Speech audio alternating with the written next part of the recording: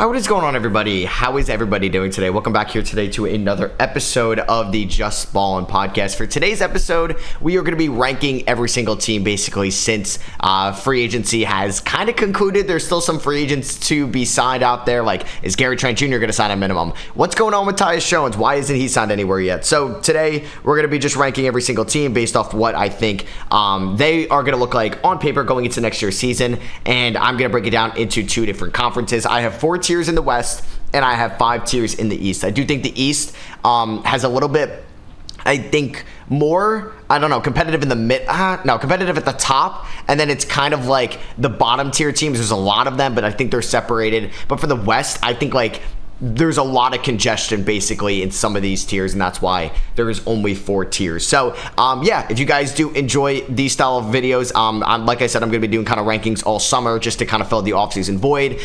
We'll do ranking every team. I think like full 1 to 30, that'll be later in the summer once we know if like marketing gets traded or Ingram or where maybe Tyus Jones ends up or something like that. Obviously rookies could, like we already saw Deron Holmes get hurt, right? Like stuff like that could happen throughout summer league, and we have the Olympics as well to kind of watch and focus on, and then you guys will get positional rankings. I already did my top 25 under 25 here on the pod, so I don't know if I'll do that one, but maybe I'll do like head coach rankings and stuff like that. So we can just kind of go in order of the teams that I have here. We're going to start off with the Atlanta Hawks. So I think the Hawks are going to be kind of a wild card team, low-key, this season. The Hawks are a team that traded away, you would say, their second best player. I would say potentially it's their third best player, depending on how much you feel about Jalen Johnson. But they traded away DeJounte Murray, right? And they didn't get anybody as impactful as Murray in return. They got Dyson Daniels, good defender, still kind of raw offensively, not where you'd like him to be. Larry Nance Jr. right now is a third-string center behind Clint Capella and Jalen Johnson. Zachary Sachet has looked inconsistent in the summer league so far. It's going to be an up and down rookie year for him, but we kind of all expected that. I'm big on Kobe Buffkin. I hope he breaks out this season. And I don't know how much Trae Young can carry this team in the East. I don't know if Trae Young goes down for a couple weeks, how are they going to look? How are they going to respond? Would they move Clint Capella? I think there's a lot of question marks with this Atlanta Hawks team. Saddiq Bey signed with the Washington Wizards in free agency. I think they're at the bottom of the Eastern Conference overall, but not tier-wise. I do think that the Hawks' range this year is probably like an 8 seed at the absolute best, and then it's more like 8 to 12. I think, like I said, if Trae Young goes down for a couple weeks, I don't know if Jalen Johnson can carry this team. I don't know if Bogdan Bogdanovic, DeAndre Hunter, Onyeka Okongwu can carry this team, or Zachary Sachet. And I do think they'll have their issues defensively at times. We'll see how Sachet looks off ball, but I think you're asking a lot from somebody that's a pretty raw number 1 overall pick. So Hawks are going to come there in the East tier number 4 right now. Like I said, I think their range is 8 to 12-ish. I think that's what the tier 4 is. I think your peak is maybe making the play-in tournament, but it's most likely you're going to be either the 10th spot in the play-in tournament or you're going to miss out on it. Next up, we got Boston. They're clearly East tier number 1. I don't know how things are going to look for them next year. I mean, with them being so top-heavy as a team and relying on 5 guys, they were relatively healthy last year. Like, obviously, there was the injury concerns with Kristaps, and he missed some time, was hurt in the playoffs. That's going to come. But for most of the season, like, Jrue Holiday, Derek White, Jaylen Brown, and Jason Tatum, all, like, probably more important to this team than Kristaps. You can maybe say Kristaps is more important than at least one of their guards. But they were all healthy, and that is so big for them. Now, 3 of those guys are playing for Team USA after playing a long season. And Derek White, Jrue Holiday, and Jason Tatum. Funny enough, Jaylen Brown, who won Finals MVP, did not make Team USA. And then there was like a clip of Jaylen Brown at the Summer League at Bronny's game, and they caught like his lips saying like, I don't think Bronny's an NBA player. And it's not a great look for Jaylen Brown, just because obviously he's in the league. I don't know if he's still part of the Players Association, but yeah, somebody that probably could have made Team USA for sure. Probably fits this team a little bit better than like Devin Booker would. I'm trying to think of like who else you take out of Team USA. I mean, maybe Embiid, but they need big man help. Same with Bam. I guess, yeah, you'd put him in over Derek White because you kind of need Drew's perimeter defense. But either way, Boston, even with Kristaps missing some time next year, they are clearly the, in my opinion, East tier number 1 team. And I don't know if I'm going to have another team in East tier number 1. I do think they're clearly the favorites to win the East once again on paper. They have two top 12-ish guys in the league. And then you add in Drew and Derek White under contract, so you don't have to worry about that looming over them. It's just a big question about Kristaps' health. I think Baylor Shireman can make an impact in his rookie season, and I think like Neemias Queta and Xavier Tillman can at least provide some big man depth, even though Al Horford's like 38 years old.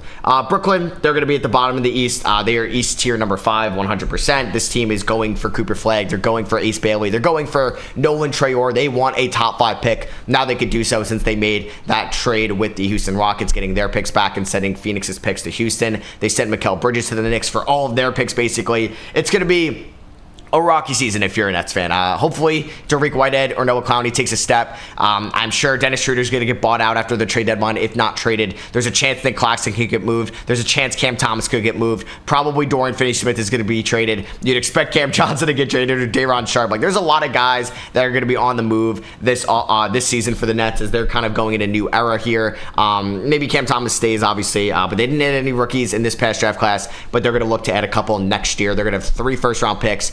Theirs, which they hope in the top 5. The Knicks, which you hope for them, is probably in the low 20s, could be in the mid 20s, and same with the Milwaukee Bucks because that pick is top 4 protected.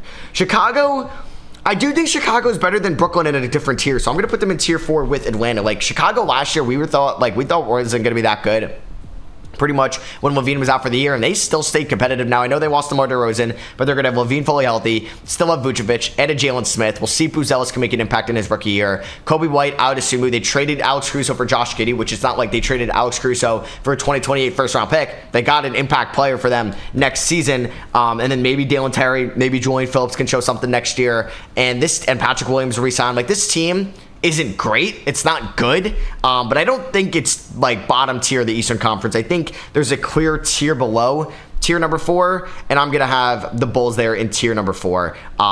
Like I said, I think their peak would be making it as the 10th seed in the play-in tournament, but I think there's like a 0% chance Brooklyn makes it to the play-in tournament. There's a chance it happens for Chicago, which I don't know if their fans want it.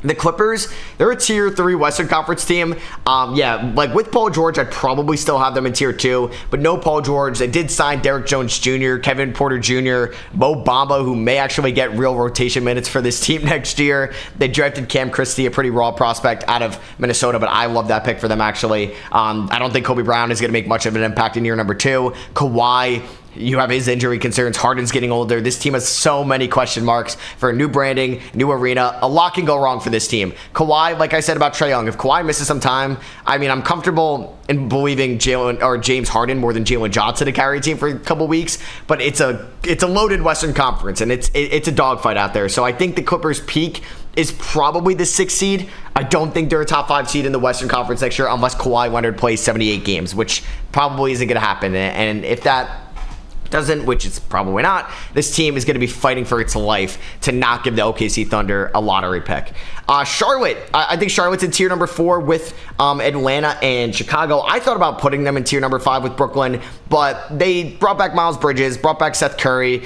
You still have at least some depth now. I like Nick Smith Jr. a ton. Brandon Miller, I think, is going to be great in year number 2. LaMelo's back fully healthy. You hope Mark Williams is fully healthy throughout the season, and that gives you some stability in that starting 5 depth-wise. You drafted T. Salon. It's not the end of the world if he's pretty inconsistent in his rookie season because you have Miles Bridges that you paid $75 million to. You got Trey Mann off the bench. You got Grant Williams off the bench. I'm a big fan of Nick Richards. Like I said, I enjoy Nick Smith, and I was hiring him in Arkansas. This team, I mean, I would be shocked if they finished with a higher record than the Hawks. I wouldn't be totally shocked if they finished with a higher record than the Bulls, especially if the Bulls are able to sell off some of their veterans at the deadline. So I'm going to go tier 4 to Charlotte. I'll go tier 4 to Charlotte. Cleveland, I think they're a tier 3 Eastern Conference team. Which I think that's like relatively like a tier 2 Western Conference team. I think the Cavs are better than the Clippers for sure. I just don't know if they're in that tier 2 of the East right now. They're pretty much running this team back and adding Jalen Tyson, who I like, and I'd rather play him in a playoff series right now over Dean Wade, Georges Niang, and maybe even Karis LeVert. They didn't really address backup center. Like, is it going to be Tristan Thompson once again, or maybe they did pick up somebody, but either way, they're going to, it looks like, operate with Jared Allen at the 5, Evan Mobley at the 4, which I think is going to still have some obstacles for Evan Mobley to reach his fullest offensive potential with the paint being clogged and him not being able to do his own thing. I'm going to have more of a force-based half-court offense. You brought back Garland, you re-signed Mitchell. I think there's a chance that this team finishes maybe as a 4 or 5 seed again. I know they flirted with the 2 seed at times last year and they had their injuries, maybe Garland bounces back, which I think could happen, but I do think there's a peak for the Cavs to be a 2 seed. Hey, if they're the 1 seed at the end of the regular season, I would be shocked, but I'm like, you know what? That can make sense. They have young guys, they have depth, they got a new head coach in Kenny Atkinson, and last year they were banged up. If this year they're fully healthy, they could be a little bit better. I just think in a playoff series, I'm not taking them fully healthy over some of these other teams, and they haven't proved to be fully healthy. I mean, they were kind of healthy in 2023 against the Knicks, but last year they had their injuries to Allen, to Mitchell in round 1 and round 2, and they barely beat a Paolo Banchero-led Magic team, which was a fine team, but that team was way too inconsistent to go to 7 games, in my opinion. And for Cleveland, I know they had their injuries, but I think they're a tier 3 team right now. I think their floor is probably like the 7 seed in the East. I don't think they make it out past that. Maybe the 8 seed if injuries happen, but I think their peak could be a 2 seed. I do. Denver, I do think Denver is still a tier 1 team. Losing KCP hurts. Losing DeRon Holmes hurts a ton as well. So I do think that they'd probably be at like the end of tier 1, maybe third, maybe the 3rd team in tier 1, because they will have 4 Western Conference teams in tier number 1. But they still have the best player on planet Earth right now in Nikola Jokic, the reigning MVP. You'd think one of Christian Brown, Julian Strawther, or Peyton Watson is going to take a bigger step next year, and my money's on Julian Strawther. I really like his game, and I'm liking what I'm seeing from him in Summer League. There's going to be the backup big man issues. They're going to need Zeke Naji to be better next year for sure. We'll see if they trade for Russell Westbrook since Reggie Jackson is no longer on that team. But yeah, like at the end of the day, they still have Jokic, Murray, Gordon, and Porter Jr. This is a tier 1 Western Conference team.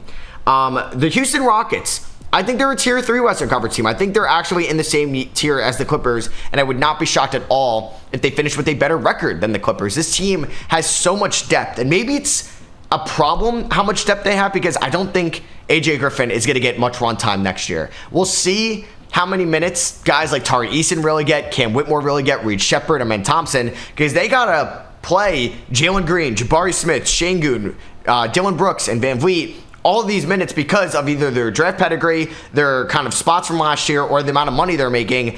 There's not a lot of minutes to go around for this team. They do have Steven Adams off the bench. We'll see if they decide to make some moves as well throughout the season. But they have a lot of talent. They can withstand injuries. Guys can take leaps. And I think they're going to be pretty good this year. They went 41-41 last year. Even if they go 41-41 this year, that's a tier 3 Western Conference team. I think the Lakers, oh man, I don't know if I want to put them in tier number 2. I'm going to put them in tier 2 though for now, because I do think that they're better than the Clippers and the Rockets. At least the Lakers didn't lose their second best player like the Clippers. They still have AD and LeBron, who are playing Olympic basketball, so there's going to be a little bit of mileage on them, which is a little scary, and they didn't add any veterans really too much this offseason. They lost Taurean Prince as well. He went to the Milwaukee Bucks. This team, I don't know. You can maybe get some impact out of Dalton Connect. Hopefully you get some impact out of Jalen Hood-Schifino. We'll see if they operate with AD at the 5. I'm going to be debated dropping them to tier 3. I just don't know how many teams I'm going to have in the Western Conference tier 2. For right now, I'll have the Lakers in tier 2 with the Clippers and Rockets in tier 3, Nuggets in tier 1. Bucks, they're an Eastern Conference tier 2 team.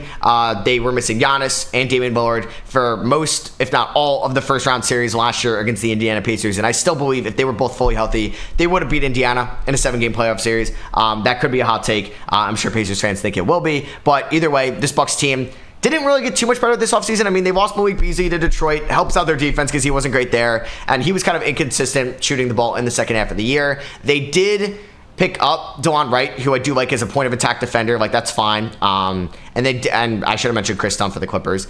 They did pick up Taurean Prince as well. I don't think AJ Johnson is going to make much of an impact. We'll see if Doc Rivers cares any bit about the development of Marjon Beauchamp or Andre Jackson. They still haven't really addressed the Pat Connaughton issue that they have there.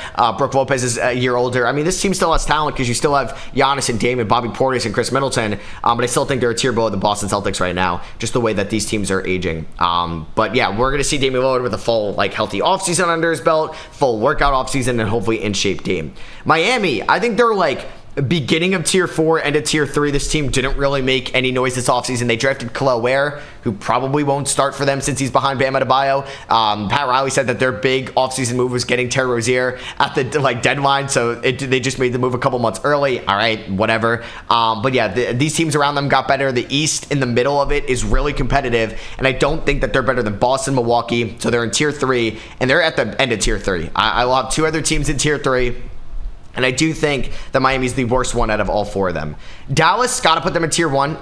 You would think that they got better this offseason. I know losing Derrick Jones Jr. hurts, and they traded away Josh Green, but you pick up Klay Thompson, who will be more of a reliable shooter. I know the 0 for 10 game, but more of a reliable shooter than Derrick Jones Jr. or Josh Green were at the playoffs at times.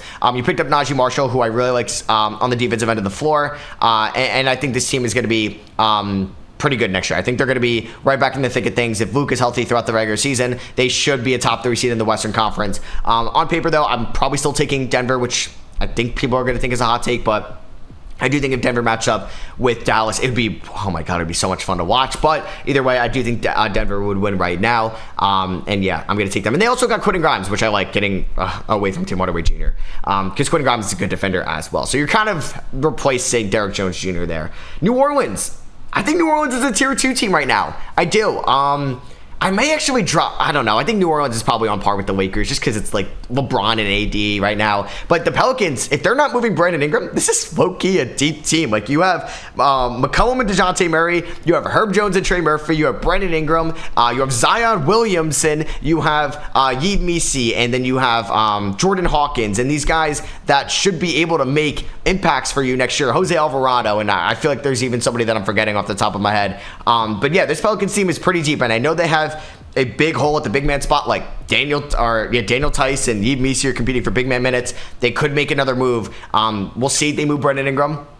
But right now, I do think that this is a tier 2 Western Conference team with all the talent they have. Better than Houston, better than the Clippers. I think the Knicks are a tier 2 team in the Eastern Conference. They were the 2 seed last year, 50 wins with no Julius Randle towards the end of the year, with a hurt OG Anunoby. They beat the Sixers in round number 1, with a hurt Mitchell Robinson, a hurt Julius Randle, and they went to 7 games against Indiana in round number 2. And in my opinion, we're going to beat them if OG Anunoby never got hurt. They win game 2. OG explodes for his best offensive performance in the playoffs. Then he pulls his hamstring, tears his hamstring. He's out for basically the rest of the series, and the Knicks ended up losing in 7. If OG doesn't get hurt, I believe the Knicks win that series. And then they added Mikal Bridges this offseason. I think they did a great job in the draft, getting Ariel Porty in the end of the second, just some big man depth, but more importantly, Tyler Kolek and Kevin McCullough. Huge additions. They just signed Campaign on the minimum. There's question marks with their big man depth, kind of like the Pelicans. Like Mitchell Robinson has had his injury concerns, and he's the starting center. You have Jericho Sims. They're probably going to re-sign Precious Achiuwa. That's not great. You do have some trade assets, though, if you can move for a big man. I think they're going to be under the second apron, so I do believe they're going to be able to participate in the buyout market. So that could be where a big man could come into play. They have the Miles McBride trade piece, even though I don't think they should do that. But you added Jalen Brunson, who was a top 10 player in the league last year offensively. You got a healthy Julius Randle, who I actually think could play a little bit of a center spot for them because I think he's physical enough inside where that would actually be okay. You add in Mikal Bridges and OG Anunoby defensively on the perimeter, what they could be offensively for you. Now, Josh Hart and DiVincenzo, who are playing 48 minutes a night for you in the playoffs, are coming off the bench. Yeah, that's a legit contender in the Eastern Conference. And I do believe that they are the second best team in the East behind Boston. OKC, in my opinion, outside of Boston, is the best team in the NBA right now. They were the 1 seed in the West last year. They had the runner-up in the MVP voting. You had Chet Holmgren runner-up in DPOY voting. Jalen Williams is as good as a number 2, number 3 as you can get in this league. And they're all still incredibly young. They're all 25 or younger, so they're all constantly improving.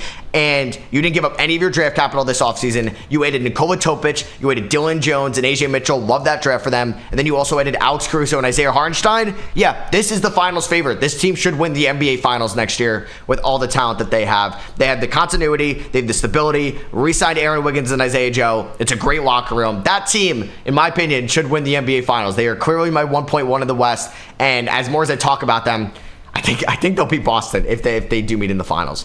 Orlando, I have in tier 3. I think it's interesting. Do I have Orlando or Cleveland higher in tier 3?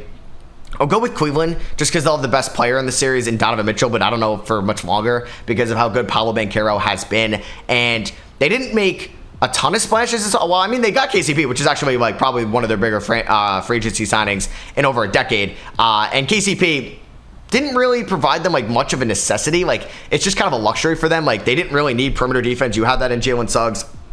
You have that basically in Paolo Banchero and Franz and Jonathan Isaac. Like you have good defense. I guess KCP brings the championship pedigree, the experience, and he's somebody that can be able to be a reliable three-point shooter. I think they could use for another playmaking, but like initiator. But maybe Paolo is just going to be a point forward for them next year, which we could totally see. And I really like the draft pick of Tristan Da Silva. Brought back Mo Wagner and Goga Badate, so they have great big man depth behind Wendell Carter Jr.